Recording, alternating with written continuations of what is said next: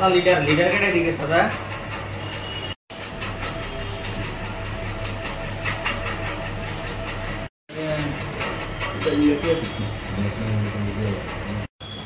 Sir কোথা থেকে 5 জনকে গ্রেফতার করা হয়েছে এবং কি অভিযোগের ভিত্তিতে?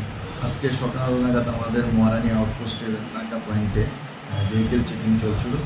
তখন ওদেরকে একটা গাড়িতে পাওয়া যায় এবং সন্দেহ হয়, তাদেরকে নামিয়ে জিজ্ঞাসাবাদে জানা যায় তারা সবাই বাংলাদেশের নাগরিক। তো সেই মোতাবেক তাদেরকে ডিটেইন করে নেওয়া হয়। এখন আইন অনুযায়ী যা করার তাদের সম্পর্কে পাওয়া হয়। মোট কতজন বাংলাদেশি হিসেবে? 5 জন বাংলাদেশি। স্যার বাংলাদেশের কোন জায়গা থেকে?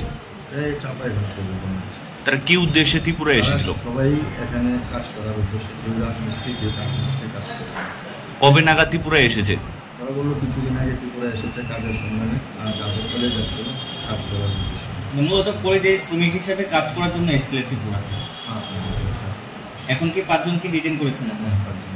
তাদের নাম কি কি স্যার? দেখতে হবে, তাদের নাম একটু দেখে বলতে হবে।